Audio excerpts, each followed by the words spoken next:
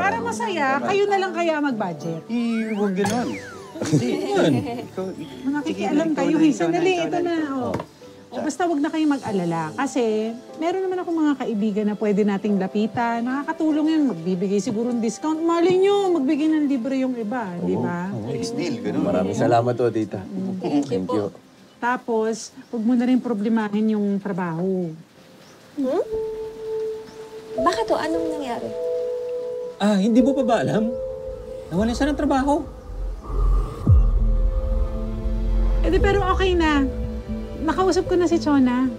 Sabi ko nga, nawalan ka ng trabaho. Sabi bukas daw. Ayos na ko kay Ma'am Chola? Bukas na bukas. Maraming salamat po, tita. Ayos naman na pala. Salamat po. Oo, walang anuman. Mag-usap tayo. Boss Mal, ayos naman na eh. Wala naman ng problema. May trabaho na ako ulit. Ba't hindi mo sinabi sa akin?